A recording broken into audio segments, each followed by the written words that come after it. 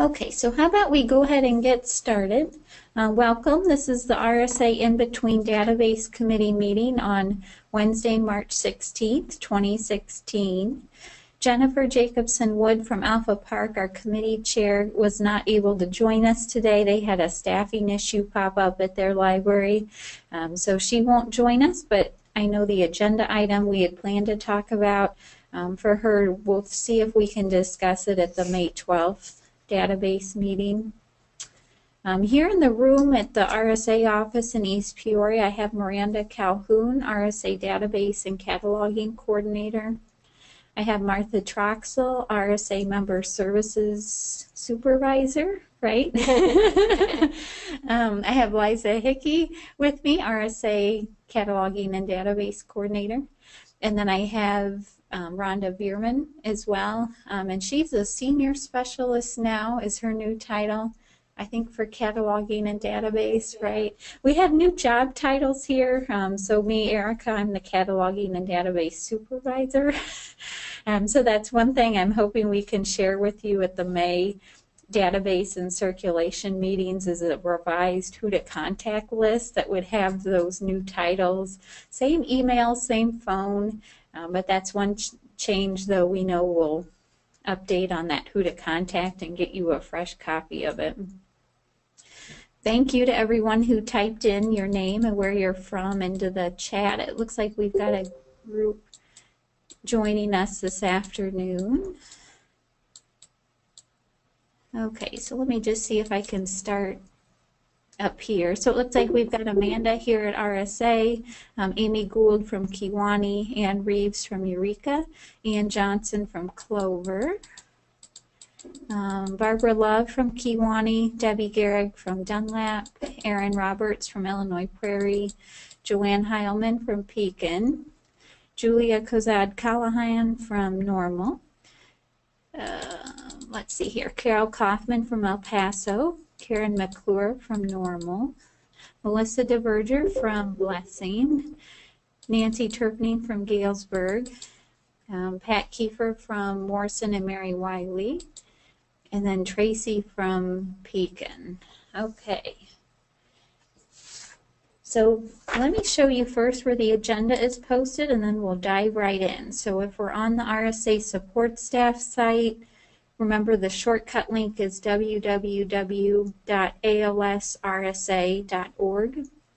And from that left-hand menu, if we click on RSA Board, Committees, Groups, and we click on from that next left-hand menu, Database Management Committee. If we scroll down, let's see if I can collapse that. Okay. So notice here, we've got the agenda posted, and then we also have the meeting links that we'll talk about today for the different resources. We'll have those posted down here. So notice if we open up that agenda, we'll jump over Jennifer's item about the cataloging home location, and then I'll let Miranda take over to talk about the new CIP data block. Over here. All right, good afternoon, everyone. A lot of you have probably seen some of the new cataloging publication block come through. It has basically the same information as on the previous CIP block, but it's in a slightly different format. So just for a quick review, I'm going to show you an example of the old CIP block that we all know and love. Oops, that's a little. I guess I have to go that way. Okay, so this is the old CIP block that you're probably very familiar with. You have the author's name, the title, series information, your ISBN, all your subject headings. Down here towards the bottom, you have the Library of Congress call number, Dewey call number, and the Library of Congress, the LCCN number.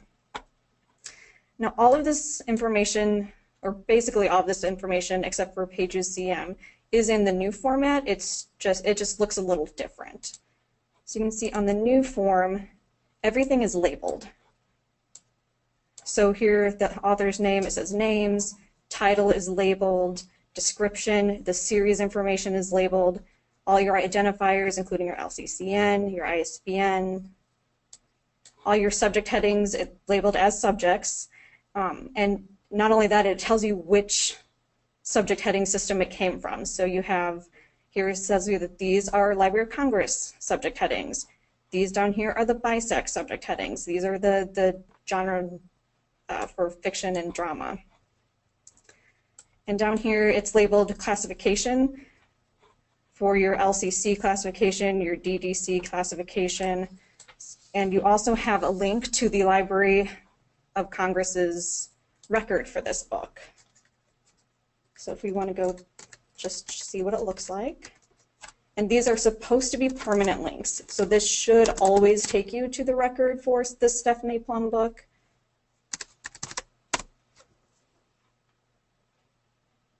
So you see it takes you right to the Library of Congress's, where you have a summary, some more subject headings, a little bit more information about the book, the geographic area code. So that should always work that way. That's the theory, is that those subject heading, or that link is always supposed to be, always supposed to take you to that. I haven't had one yet fail if I'd look it up, but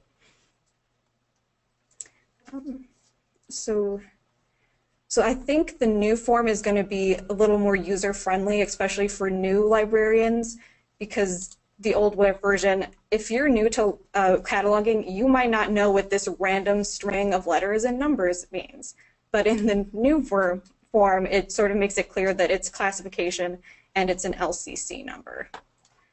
So if you have any, I have a couple other samples stored on that page that Erica was just showing us under documents for this meeting. There's a couple more examples of the new CIP block and one of the old CIP block. Okay.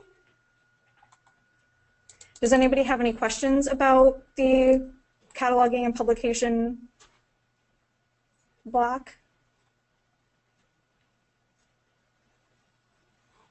It really has basically the same information, it's just in a different format. And it doesn't have pages CM, because this block is intended to work just as well for the print version as for the ebook version. So you can see this has both the ebook and the hardcover ISBN.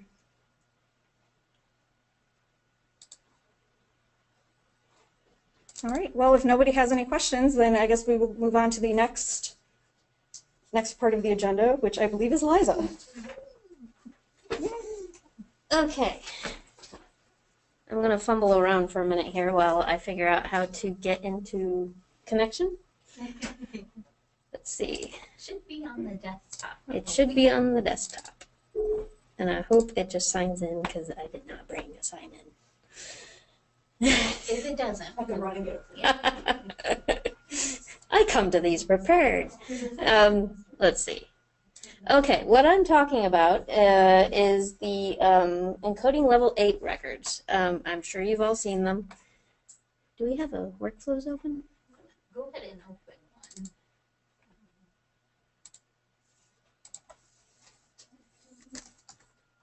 And then I think we can all just use it. Sorry about this pause here. Getting into workflows.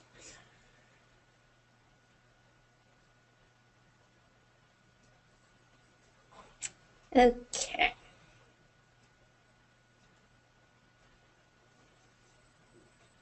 Okay. I will bring up one in workflows first, just for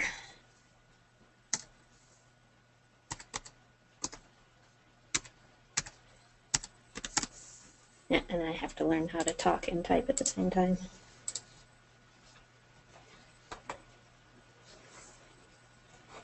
Okay. You've all seen these. When you're checking, you've got your book in your hand, a new book, and you're checking through workflows to see if somebody else has this book already in workflows that you can just attach to, and you see this encoding level 8 right here. Normally that means it's basically kind of a work in progress record by the PCC usually, although this one is actually LCAC, but you'll be aware, I'm sure, that they usually are not, they don't have page numbers or sizes. They usually have very few subject headings, although this one has a few. Basically, they're records that need a bit of upgrading. I have a better example here. This one is almost a brief record. I don't know why they assigned it an 8, really. There. You'll see that it basically has an author and a title and a place of publication, but no page numbers, one subject heading, no description. Basically, it's not going to be very easy for your patrons to find this book. Today, I happened to get in a request from one of our member libraries who is on board with sending us their the level 8 records that they come across, which is fantastic. We really appreciate that. Oops.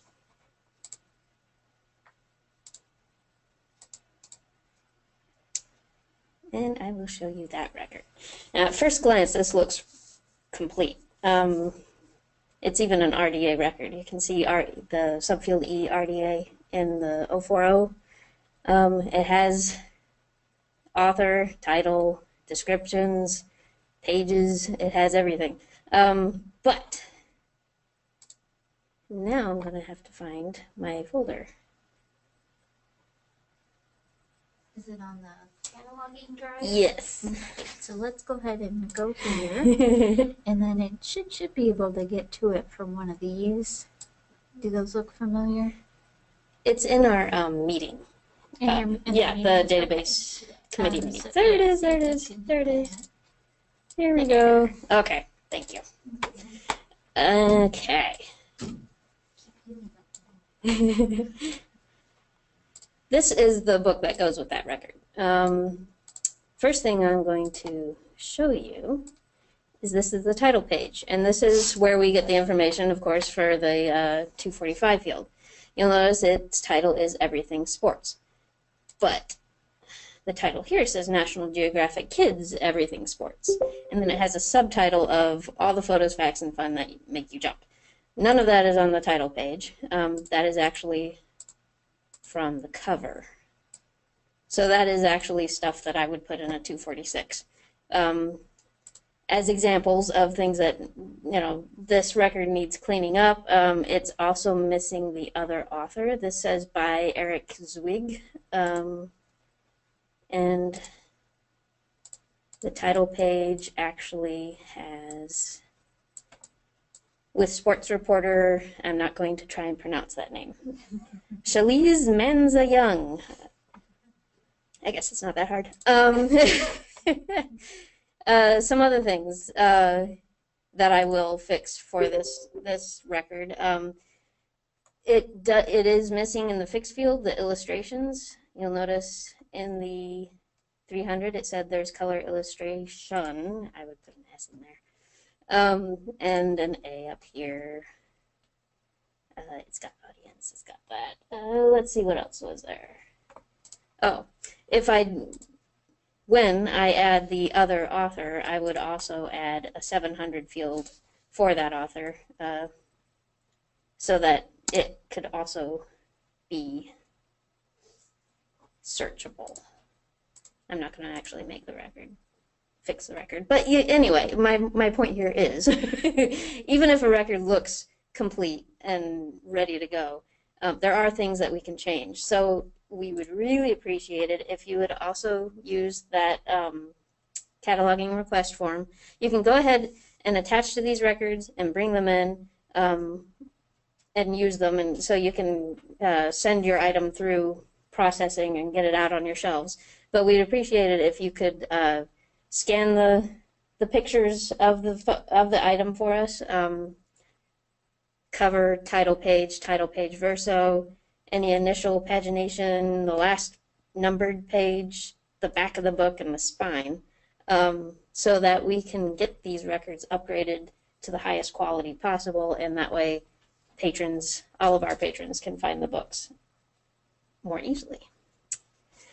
Okay, so the other thing I was going to mention, well, first I'll ask if anybody has any questions. Go ahead and type those in, and hopefully I'll notice. The other thing I was going to mention is from here. Let's see. We have updated the cheat sheets for matching OCLC records to books, serials, and video sound recordings. Video and sound recordings. You can reach them here from the database committee page, or from, you want to follow me along here, homepage, yes, workflows, documentation and training, cataloging, cheat sheets, and they're down here. How to, wait, sorry, I scrolled past them. There we are, matching OCLC record to your book, to your sound recording or video, and serials. These are updated to include the encoding level 8 records that you might come across, in addition to the 3s and M's that we would also send us, so that we can update those as well. And also includes information about submitting cataloging requests. Right, it mentions that, yeah. And I think that's it. Is that all I needed to cover? Okay. Let me get back to that. I went and got us away from our page. There we go. Okay. So unless anybody has any questions, I will pass this on to Rhonda.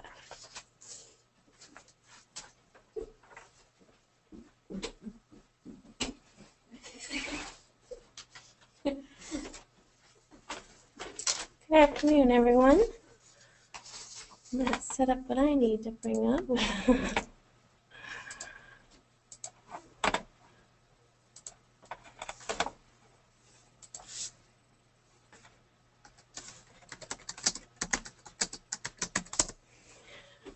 All right, I want to talk to you about series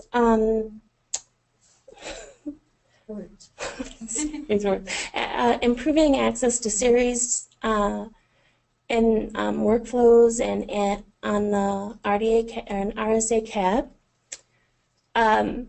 We've had a couple requests from libraries asking us to make series titles more uniform within workflows to make it easier for their patrons to find them.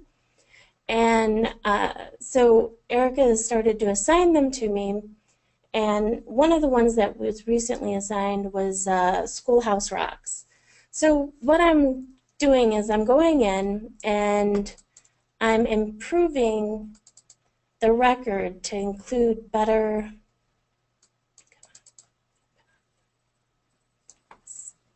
series title access. So I guess that's a little red arrow. Like, there you go. Yeah, get it out of my way. All right, so I'm going in and I'm making all the 245s and the 490s uniform so that it's easier for patrons to find. So if you want to find Schoolhouse Rock, you're going to be able to, in all the forms that title is going to be found, with a space between Schoolhouse and without the space between Schoolhouse, so that they'll always be able to find it. So because we're doing this for one thing, we want to let everyone know that if you would like, for a certain series, if you would like improved searching capabilities for your patrons, send us a ticket at the help desk so we can start the discussion about what series you want to have enriched with better searching capabilities, and we can help you with that.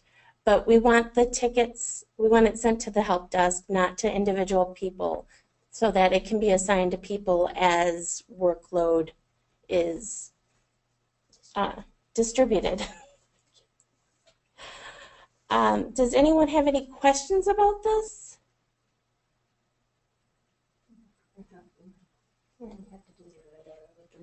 Oh, yeah, that. I'm used to this. No questions? Awesome. Thank you. You're up.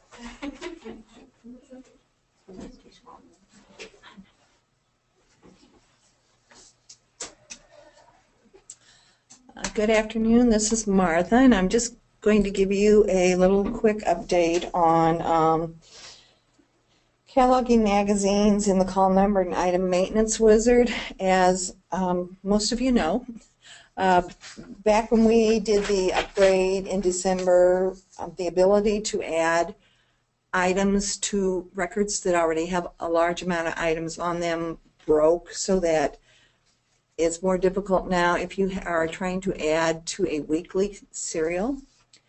So, and just to let you know, this normally the monthly serial records work fine, and if you're using the serials module, you are not having any problem.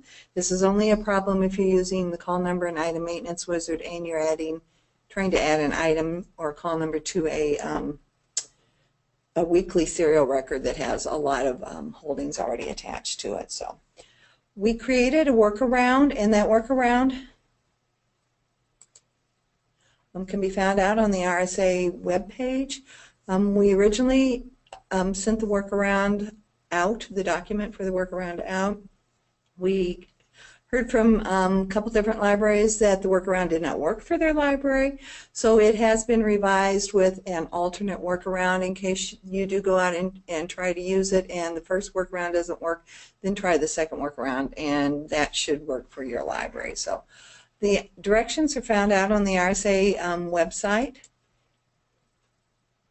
If you go to Workflows, Documentation, and Training, go into Cataloging, Guides and How-To. It's down in the call number and item maintenance group of documents, and it's the very last one. When we sent out the second revision of adding the alternate workaround in it, we did have a library. They gave us a couple of little tweaks that needed to be done to it. So Erica did revise it as of this morning. I think the revision date is as of today, so it was revised this morning. So just a reminder that we do not want brief records added to workflows. So if you have any questions or you have any problems, please contact either me, Erica, any of the cataloging department should be able to help you. And also just to remind everybody that this is not an RSA problem, so RSA cannot fix this. This is a software problem, and CIRSE is the one that has to fix this.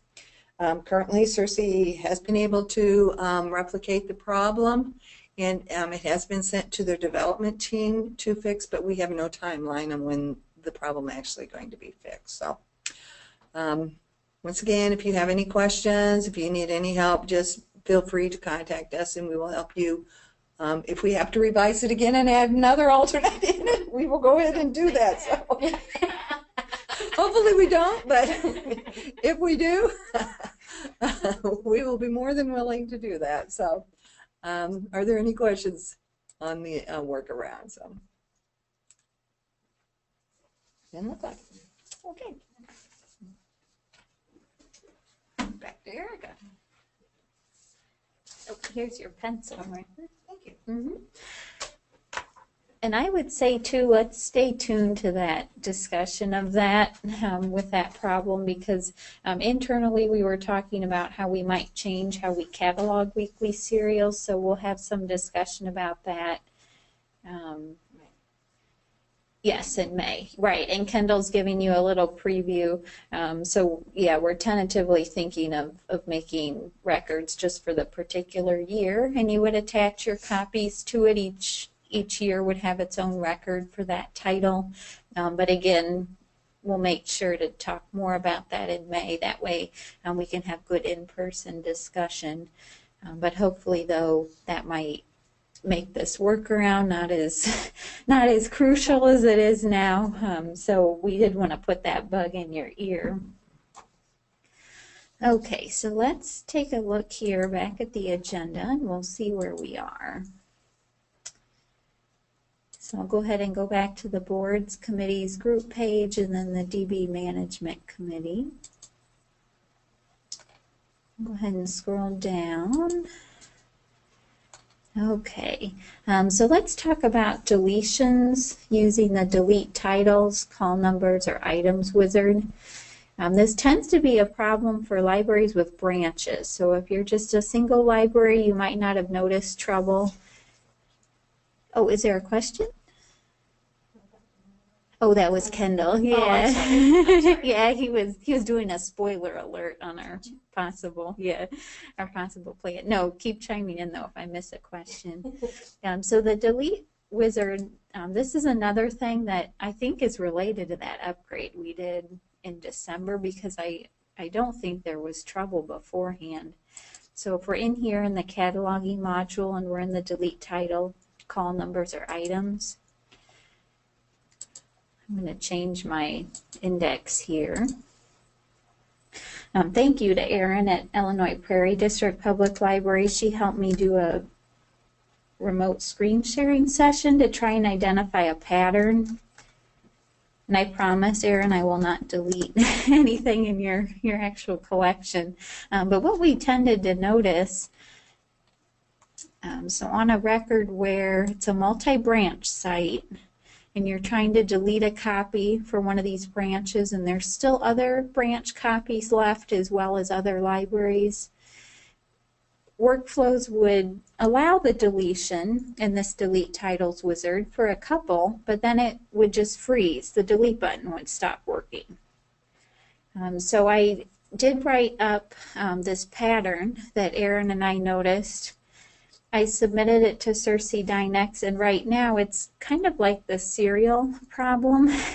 But the thing with this is they're not even sure if they can replicate it, because I did tell Circe Dynex that I watched on Erin's screen as the delete button froze, but then I was playing around here in our test server using the same records, and it was letting me delete everything without trouble. So I'm not even sure, and they told me too at Circe Dynex they might not be able to replicate the problem, but they probably will have to escalate it to development there, just like they did with this serial problem. So what I would recommend in the meantime, use call number and item maintenance to do your deletions. I know that goes against what we've been trying to encourage you to do down here in the delete titles. So remember, up here in call number and item maintenance, you can have your item displayed and you can hit delete down there. Now if it's a last copy and it won't let you remove the title like this one, just send a note to the help desk and we'll clean it out for you. But again, I'm hopeful most of what you would need to delete, you could take care of it in call number and item maintenance. Your other option is to use the discard user.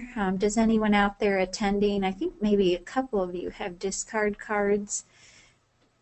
So remember in the discard method of deleting, and I linked the procedure at the bottom of our committee page. Let's take a look at that. Yeah, okay, good. So Galva uses the discard. So remember, you might already have one, but if you don't, you would set up just a regular user with the discard profile, and you would give it a good descriptive name so we can tell, and you can too, it's your discard account. And once you have that user registered, you would check out any items that you're pulling. Good, it looks like Clover uses it too. And then once you have a good chunk of items, or even just a few, checked out to discard and you want the account cleared, you can first contact our help desk and we can run a report of items. Yeah, Peoria is a big discard user. I know at the branches that works well. So you can get a report first of what's checked out to the discard account in case you need that for your statistics, either for you or for your administration. And then after that, once you've reviewed the report, you can contact James at the help desk and he'll clear the account. It should clear nearly everything.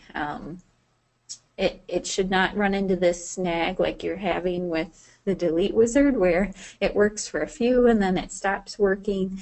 It should clear out most of your items, even if they have bills, because remember the bill will move to the patron's record and the item can still come out. If it has a hold though, I don't think that, does it block that or does it even clear that out? If it's a copy level hold, I think it would prevent it. Yeah, it's copy level. But if it's title level hold even, it can go ahead and clear it. So discard or call number and item maintenance, that's what I would recommend for now. And I guess in the meantime, we'll just wait to see. But like the serial problem, this is another issue that is not RSA induced. I think it's a glitch from the upgrade. Any questions about that? It looks like several of you are using discard, so keep doing that because then you definitely won't run into this problem. But it's mostly though happening with branches. Okay.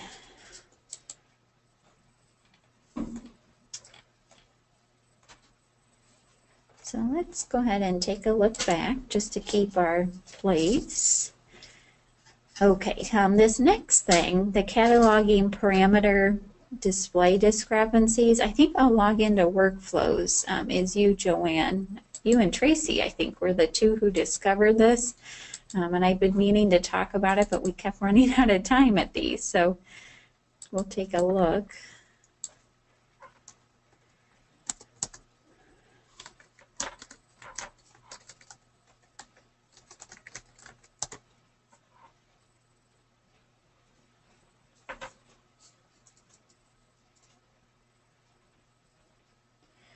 So we did open a ticket with Cersei Dynex about this issue too. So what Joanne and Tracy noticed, and chime in if I get any details wrong, because I was looking back last night and this was even talked about, I think initially in November. So it was even before our upgrade. So like I said, if I get any details wrong, go ahead and chime in.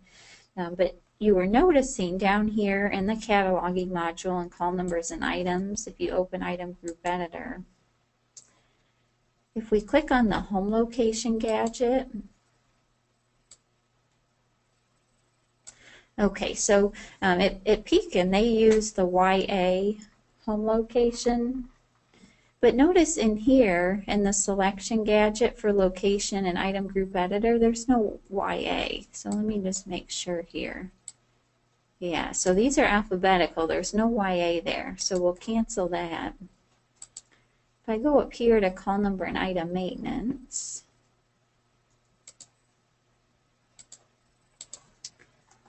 okay, let's just do a quick search.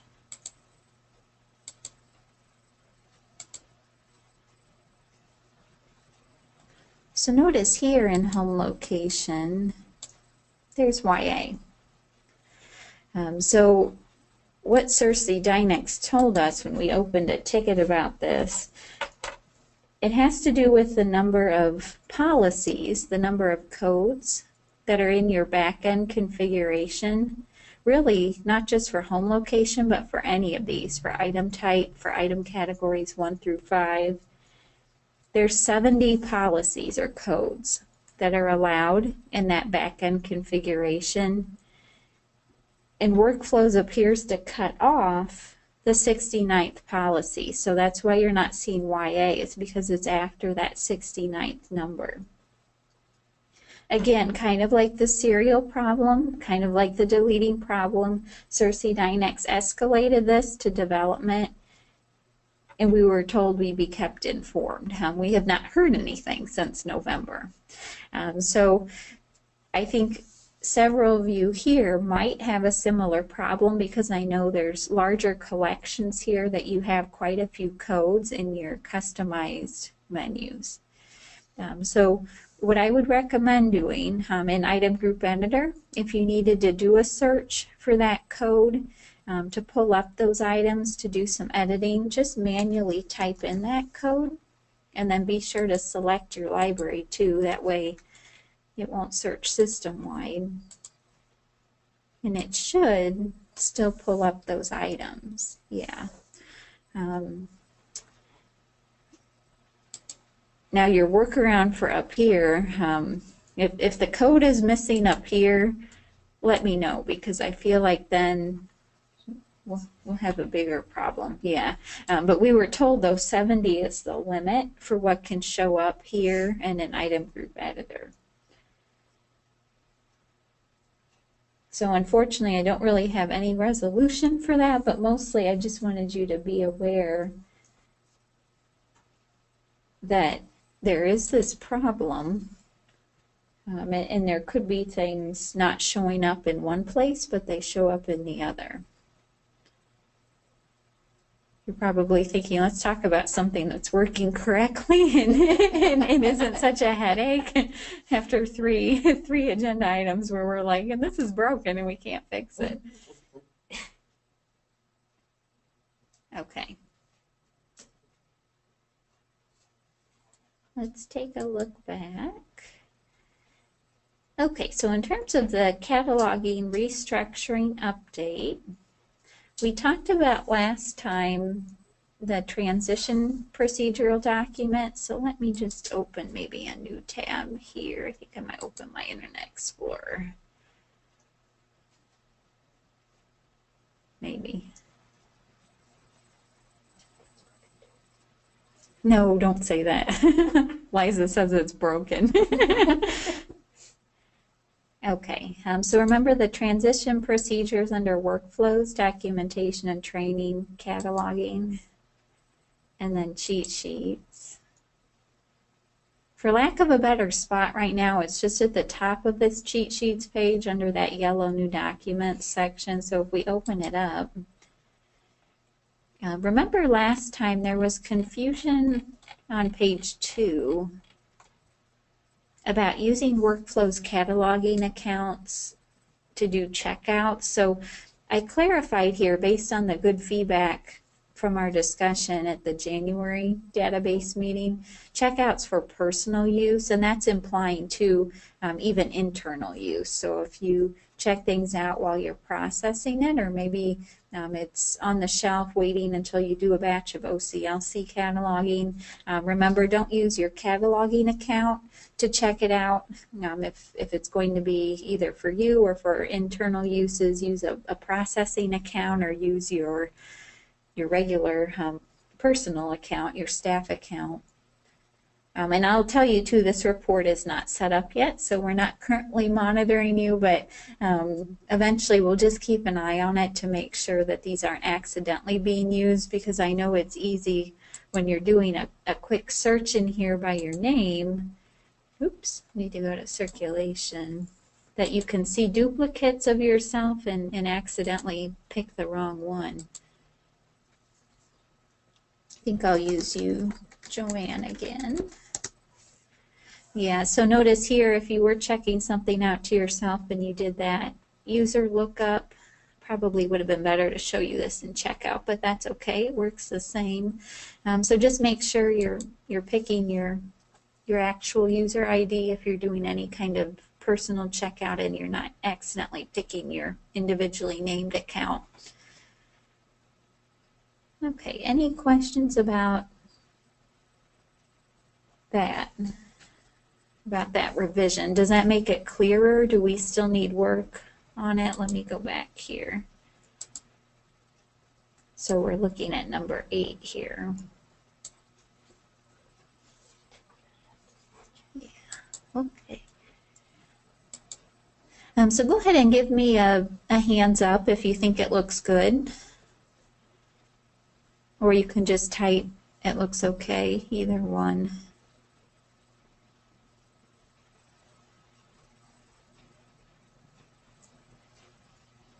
Okay, good. Okay, going along with our cataloging accounts, I wanted to show you because several of you here have started using your accounts. I hooked you early to get started with them so you could help me figure out the bugs and iron out some of the wrinkles. So why don't we take a look at the Workflows account guide, and that has instructions how you can change your PIN. And this is something that we didn't realize was broken until I was visiting a library and we tried to do it together and it didn't work. So let's go back to the RSA homepage. So if we go back to Workflows, Documentation, and Training, if we go back to Cataloging, the Guides and How-Tos, let's open this one. Notice here it's this first link. So if you don't have a copy of this, I would recommend taking a look at it. It probably is going to need a couple more tweaks. I've been working with a couple members who've been helping me go through it to make sure it makes sense and to make sure it's as complete as it can be. So I don't want to say it's finished yet, but if you're using a new Workflows account, I would recommend taking a look at this. Notice though on page 11, using the RSA CAT to change your cataloging account PIN, let's do that. Okay, so how these accounts are set up, they're kind of a hybrid between an administrative account and a regular user account. And because they're hybrids, you can't change the PIN from the Modify Title Wizard, not Modify Title, Modify User Wizard. There's another revision. So you can't just change it in Workflows like you would any other PIN.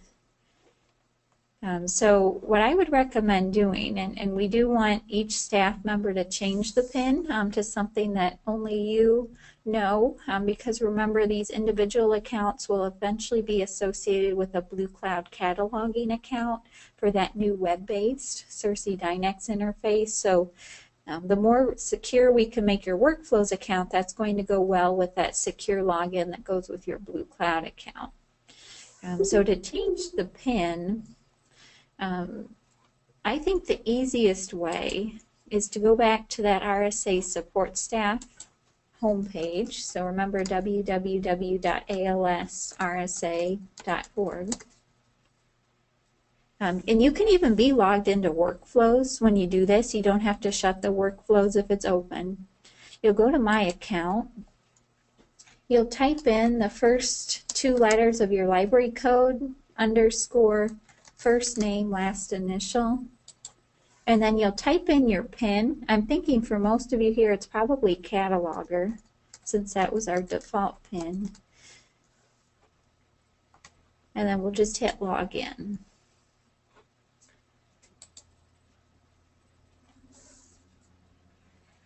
Okay, so notice here there's a Change PIN option. If we open that, we can type in the current PIN, so remember that's Cataloger. And this screen, the case doesn't matter. So if you enter upper or lowercase, either one is okay, because in Workflows, as you'll see here in a minute, it automatically bumps it up to uppercase. So however you want to enter it in here is fine. And then your new PIN, at least 4 characters long, at least one number, at least one letter. Make it something that's easy for you to remember, but not something obvious like password or 1, 2, 3, 4. So notice you type in your new PIN twice and then hit Update. Notice it gives you green confirmation it's been changed. So if I go back to Workflows,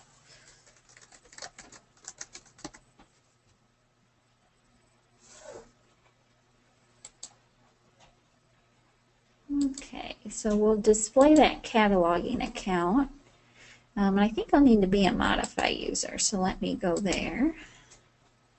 Okay, so notice if I go to the Privilege subtab, actually I'm in the wrong, that's not what I typed in. Let me do a check here. Okay, let me try it in here. This actually I want to show you too, because you can't see your PIN under someone else's account. So I know this wasn't exactly what I had changed it to, where this is actually a training server, but it should reflect your new PIN as soon as you enter it into the RSA CAT. So we'll just pretend that's what I had entered. It was something close to that.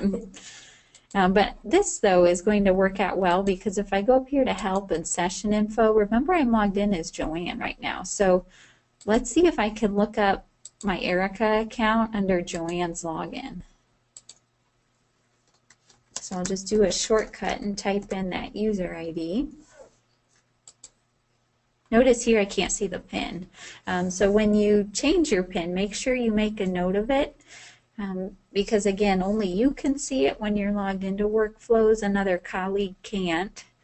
And then if I visit for your cataloging transition, I'll give you a binder to keep your RSA training materials organized. It'll also have a label where it'll have space for you to write your new PIN on it, so you'll always have your new login and its password with your documentation, and you'll always be ready to go. But like I said, if you're already using one of these accounts, go ahead and put your PIN in and change it and then make a note. Do you have any questions about that?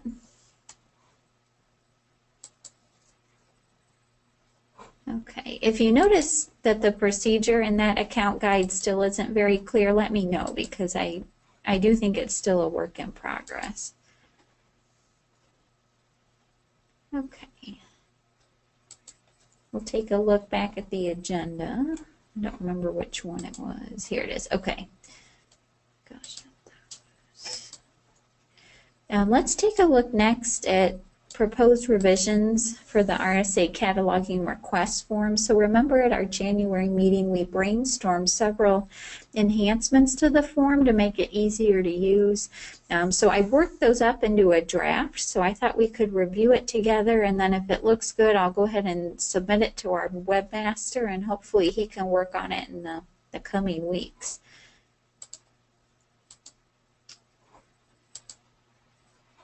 Okay, so I did post this mock-up. If you go back here to the RSA board, committees, groups, the DB management committee, and then should be, let's see here, right here. We'll see how long it takes to open. It took a little bit from my end, so we'll see.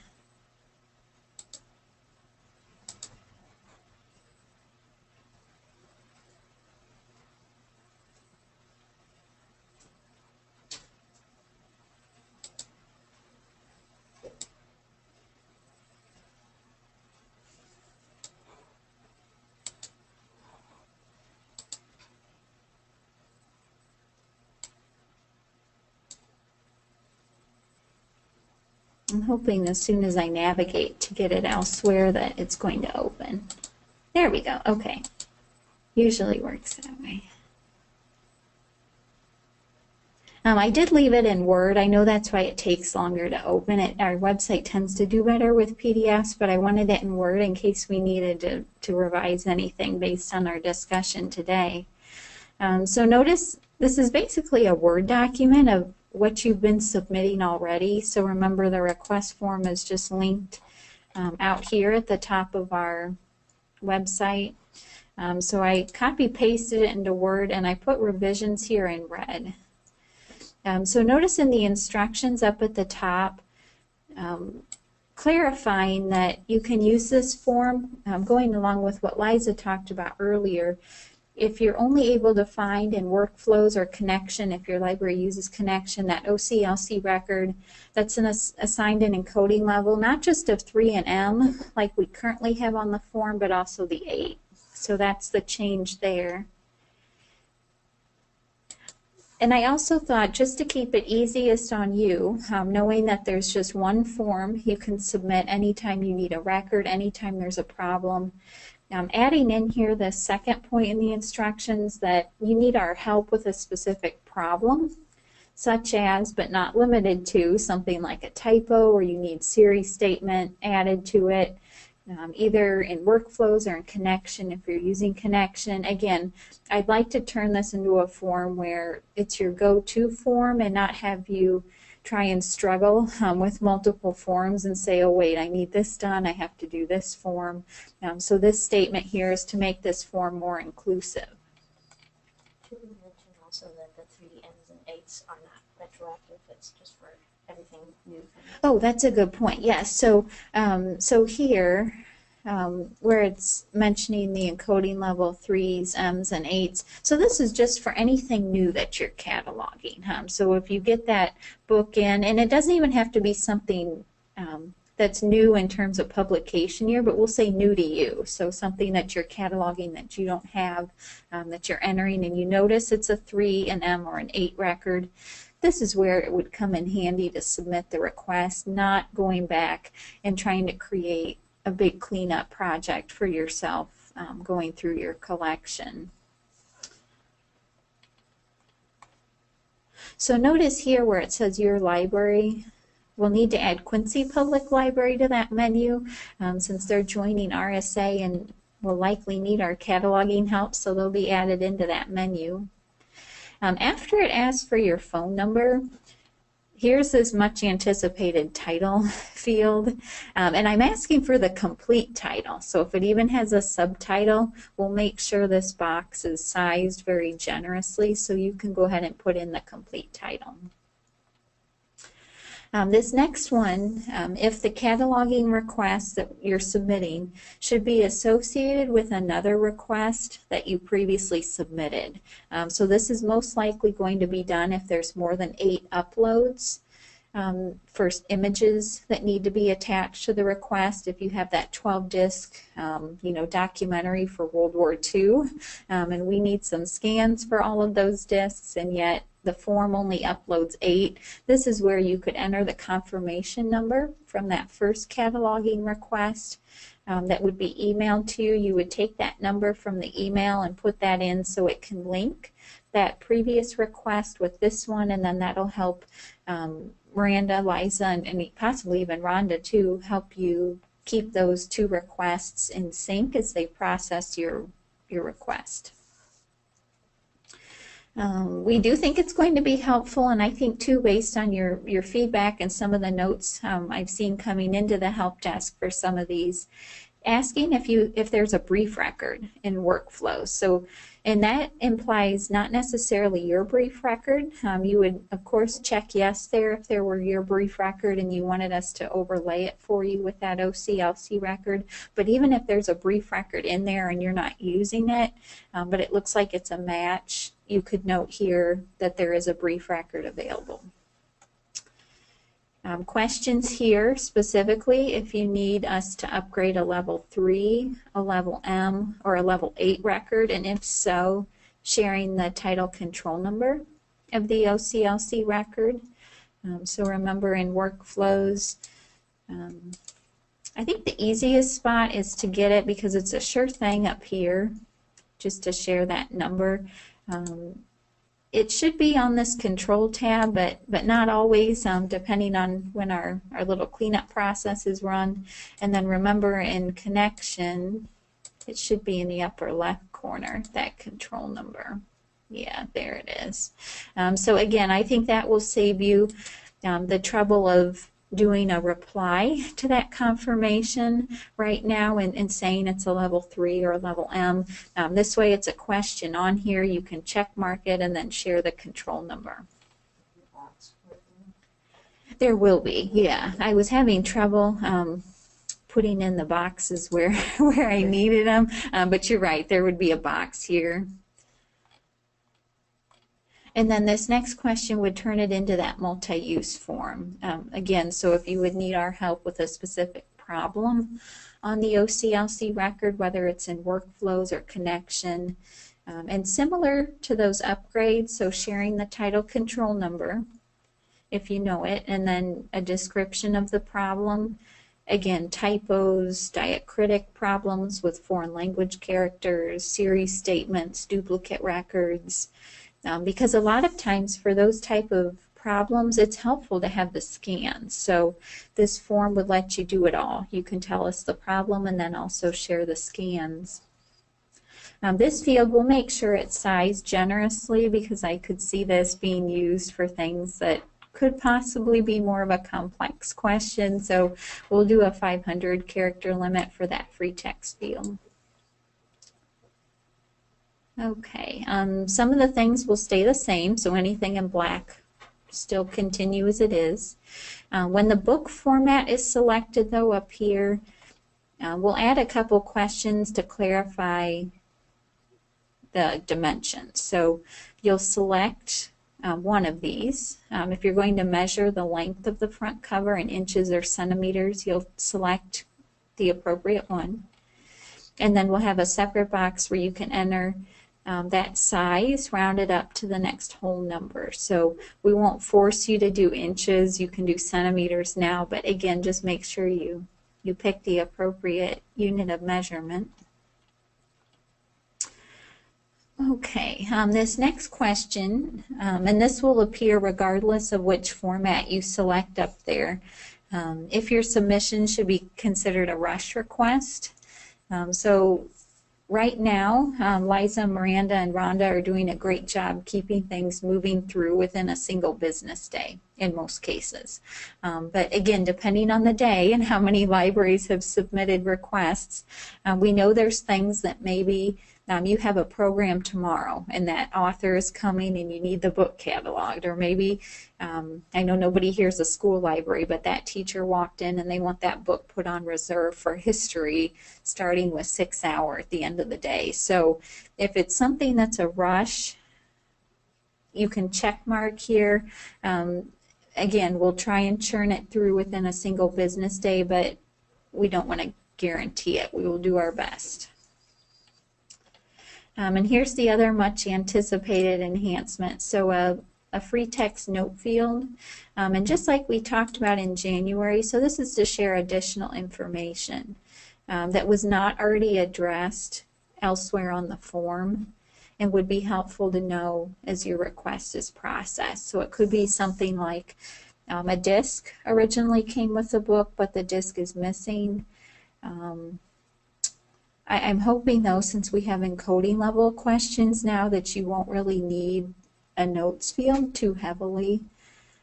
So just kind of use your best judgment on when you would use that free text field. That one would have a smaller character limit, around 250 characters, because for most items, we just need the scans and can go with it from there. But like I said, I understand in some cases you might need to note a comment about the item.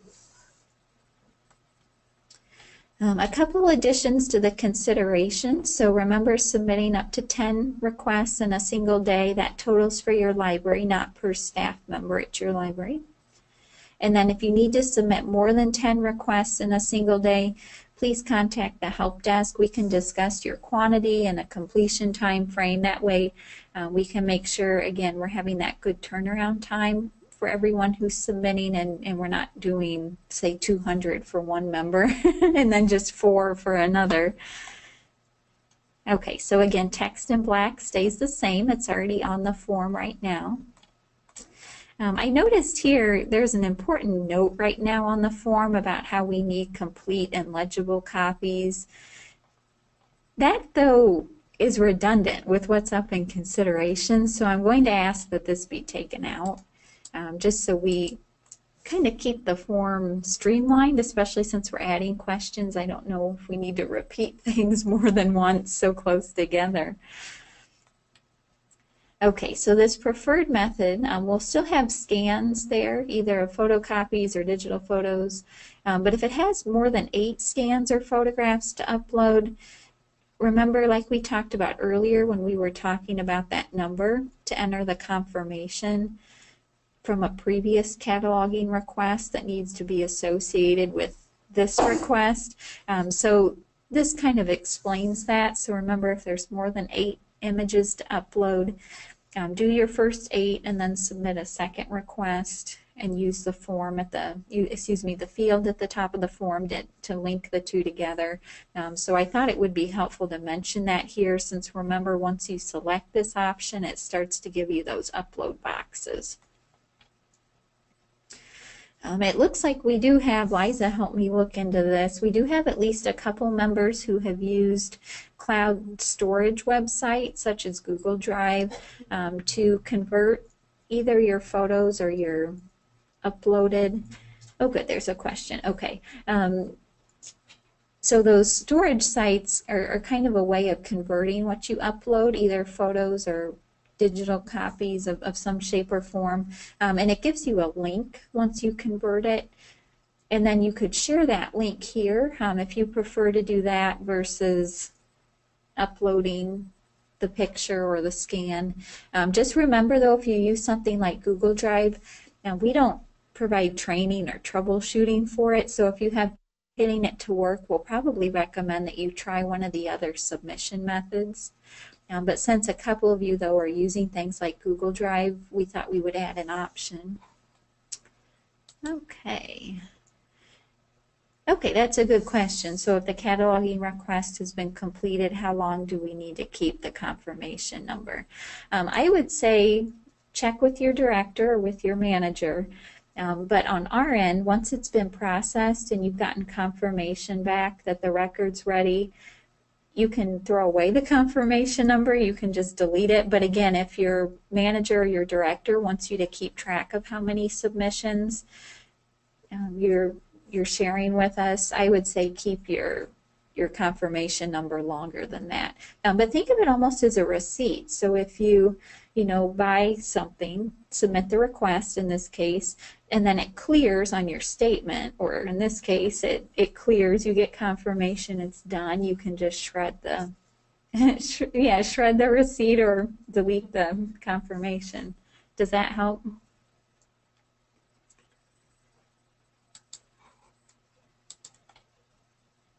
Okay, great, you're welcome. And then the last edit I think we'll make to this, at least for now, hopefully, I think we can take out the sentence at the bottom that right now above the submit button it says if your item has more files to be uploaded than can be accommodated by this form, to reach out to us for instructions how to submit those additional files. I think we could take that out since we'll have that field at the top of the form, and then also remember here next to the scan and upload option we'll have this. Okay, so any questions? Anything that doesn't look good? Anything that I forgot? Would this make it easier to use, just having a single form where we can ask specifically about upgrades and other record problems?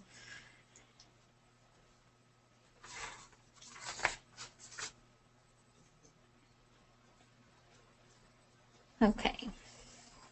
Well, if you think of something after our session, just let me know. But we'll try and work with our webmaster to get those edits made. Okay. This is where I wish I had some elevator music to give you. So, Kendall, are you listening? Do you want to come in and talk about link data? I could hear him through the wall. Okay. Well, I think up in his name, didn't he put he wasn't listening? That's why I wasn't sure. Yeah. Okay. I want to come in and talk to you. Bribe you with Easter egg candy. Hello, everybody. So as you probably know, we are working with linked data now. Circe Dynex takes a pull from our database twice a week. So the last one they did was Monday the 7th. So our database is currently up to date as of Monday the 7th. And next Monday, they will be doing another one and updating the information out on the internets, or at least in the repository where it can be seen from the internet. I have not personally found any results in Google or Bing yet. I have heard that a library or two has seen results, but the data, it takes a while, and we knew it was going to take a while for that data to kind of leak its way into all of the search engines and be used all the time. So we're just being patient and waiting, and the more libraries that upload their data, the more the bigger that repository gets, the more weight it will get in Google searching.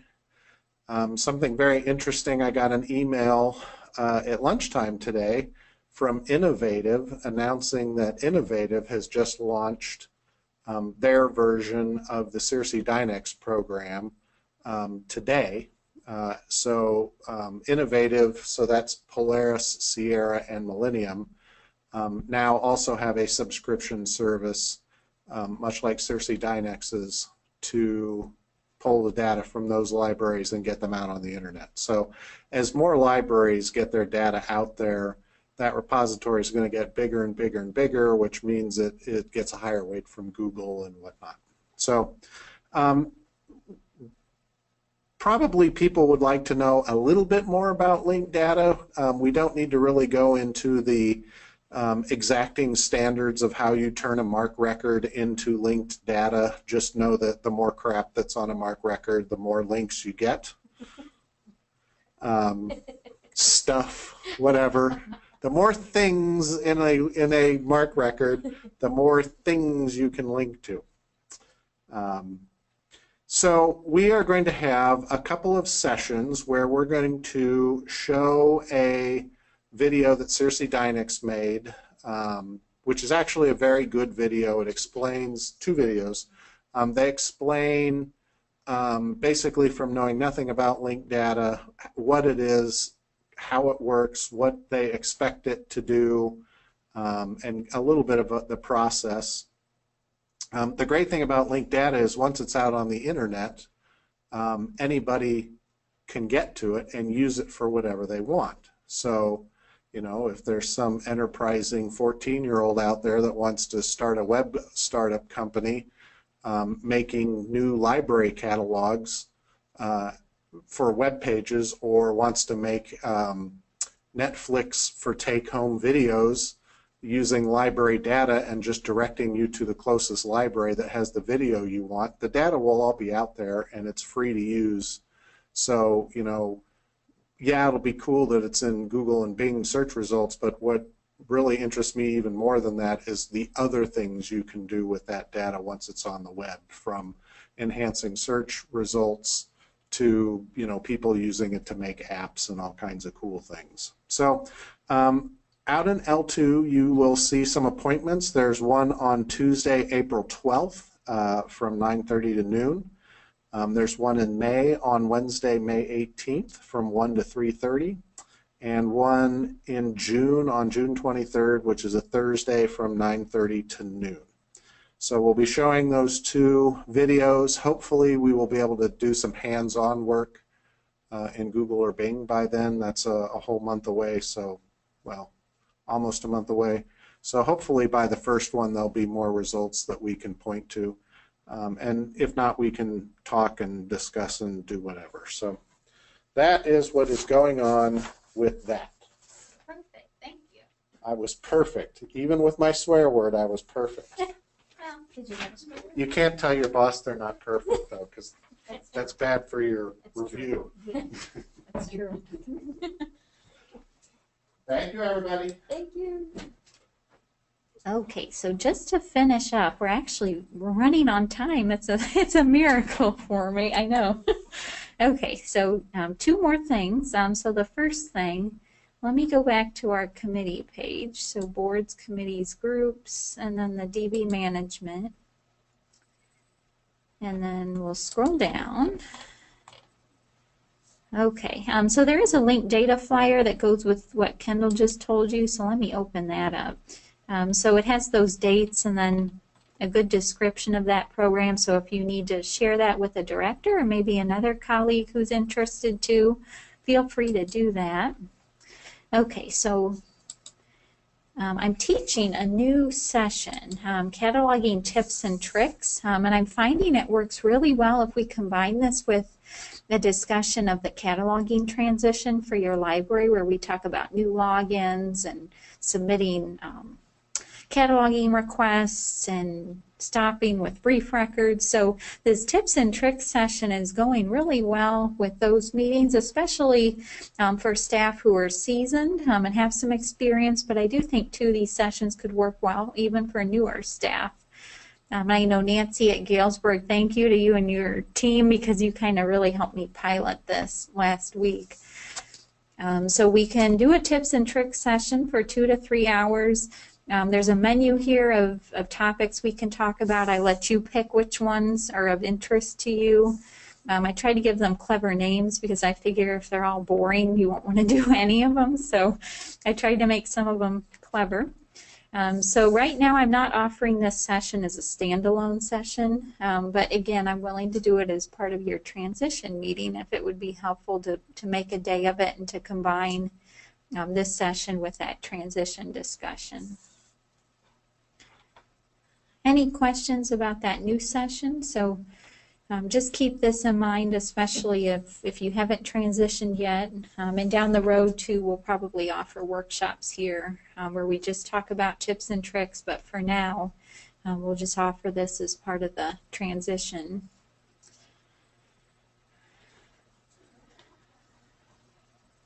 Okay, and then the last thing is just our next meeting. So remember Thursday, May 12th at 9:30, either at the Rails East Peoria office or online, just like we are now.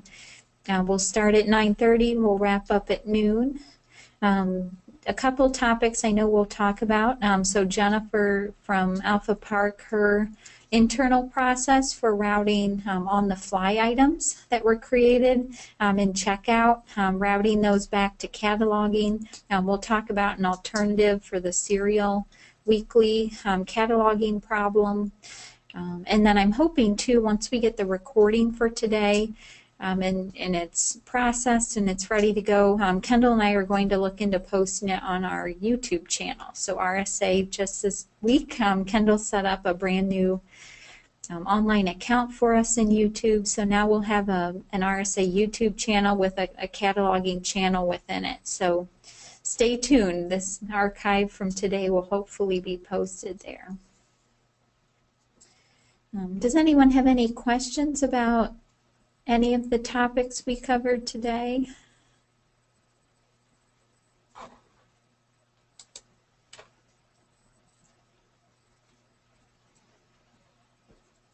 Nobody's asleep, right? Okay, you have a question about eRead Illinois and Access.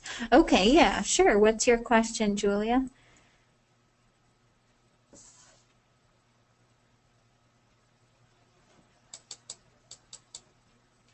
Okay, Blio's no longer listed as an available item format. It now says Access 360 ebook e-audiobook, but when you click download, the pop-up box says checkout successful. Your item is now available on your Blio account.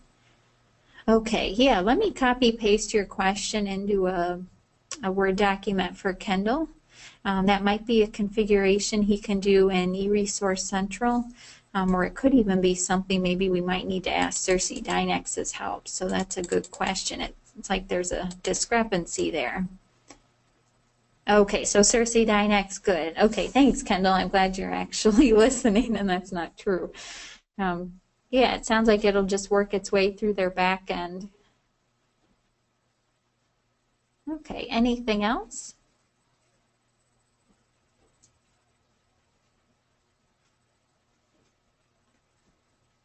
Okay, I'll go ahead and stop the sharing and stop the recording, and then just keep an eye out on the listserv once the recording's ready, and you can help us take a look at the new YouTube and see if that works.